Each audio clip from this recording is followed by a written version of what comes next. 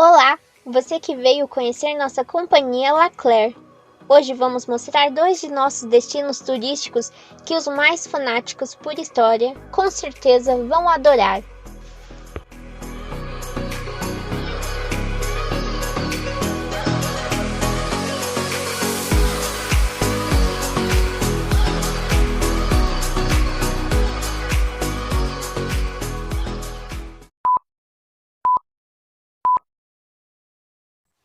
A chegada do café no Brasil.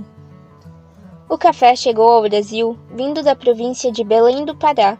Porém, esse fruto é originalmente africano, mais precisamente nativo das montanhas da Etiópia. Quando começou a ser consumido, ele era comido em forma de pasta. O modo de consumo mudou a partir de sua entrada na Península Arábica. Nessa região, ele passou a ser torrado e transformado em pó, sendo consumido após se lançar em água fervente.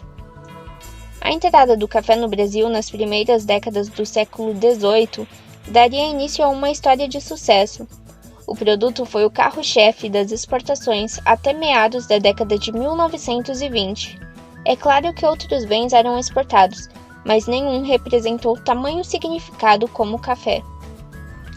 As exportações desse produto só entrariam em declínio no momento em que o mundo enfrentou os reflexos da crise de 1929.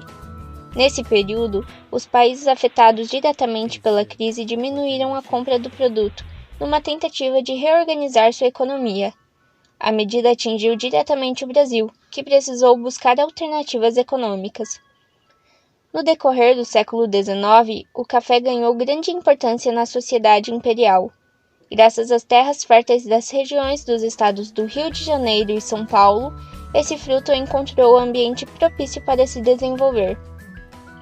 Além das vantagens climáticas e do solo favorável, o aumento do consumo do produto na Europa e nos Estados Unidos fizeram com que o Brasil se tornasse um grande exportador de café. O ciclo do café gerou importantes mudanças na sociedade do período imperial. O lucro garantido com as exportações foi em parte utilizado para impulsionar o desenvolvimento das cidades, ferrovias e promover o enriquecimento dos donos dos cafezais. O que eram os barões do café? O título de barão do café era concedido pelo imperador, para demonstrar a importância desses cafeicultores para o desenvolvimento do país. Essa concessão era uma tradição com base na cultura portuguesa, em que o monarca premiava com títulos da nobreza aqueles que contribuíam de alguma forma para a prosperidade ou proteção da nação. No Brasil, a expressão barões do café foi utilizada pelos historiadores para se referir aos ricos cafeicultores. Em geral, a maioria estava concentrada no Vale do Paraíba, região entre o Rio de Janeiro e São Paulo. Apesar do enriquecimento dos cafeicultores, nem todos receberam o título de barão, e não somente os plantadores de café foram agraciados com ele. Senhores de engenho, ricos donos de indústrias, banqueiros, comerciantes, entre outros, também receberam o baronato. Antônio de Queiroz Teles, Barão de Jundiaí. O Barão de Jundiaí, que também era o pai do Dr. Antônio de Queiroz Teles, o Conde do Parnaíba, foi um dos maiores fazendeiros da região. Com grande influência política, trabalhou na Câmara do Império e modernizou a arquitetura do casarão, onde hoje funciona o Museu Histórico de Jundiaí, o Solar do Barão. Fez doações de várias terras para a Igreja Católica e desenvolveu um importante trabalho social. Em sua lápide, há inscrições que marcaram sua vida como benemérito, tendo sido conhecido como pai e protetor dos pobres. Após sua morte, a Câmara Independente da cidade resolveu prestar uma homenagem, denominando a antiga rua direita como Rua Barão de Jundiaí. Acreditamos que ele vivia na cidade, porque além de possuir fazendas de café, ele ainda exercia outros cargos políticos, e o fato de ele morar na cidade facilitava isso. Outro motivo pode ser pelos status econômico.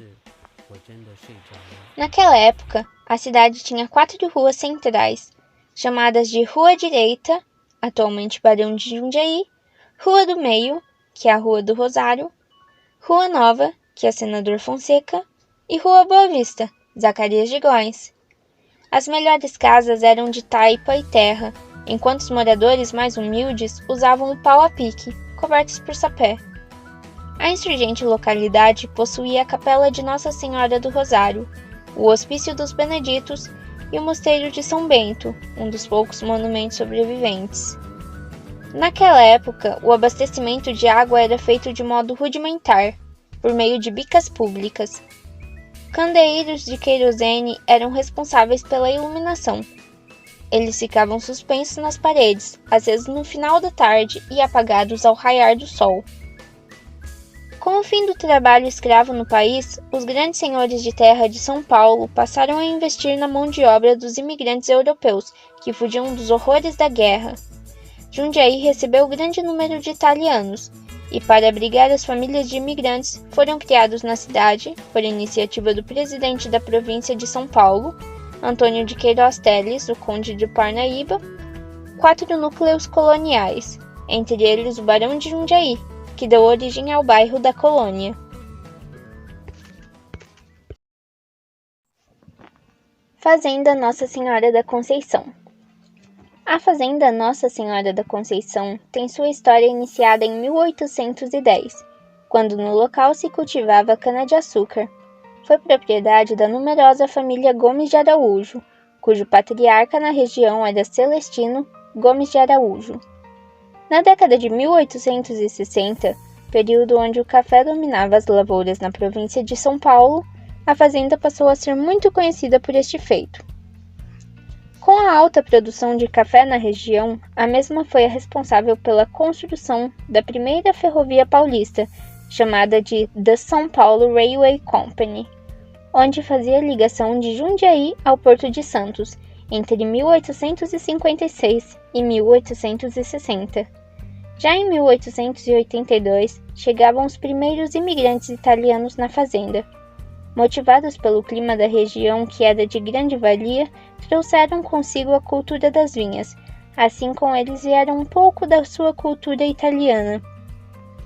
Ao total, são 30 mil metros quadrados de muita área verde, com lagos, trilhas, restaurante, loja de artesanato com doces, pães, café orgânico e vinhos caseiros, capela secular, passeios de trator e charrete e playground. Bom, meu nome é Antônio Ferreira Sistini, sou proprietário dessa fazenda e, além disso, administrador também, né? Essa fazenda, ela é uma fazenda histórica, ela tem 210 anos e ela foi nessa época, ela foi de um médico.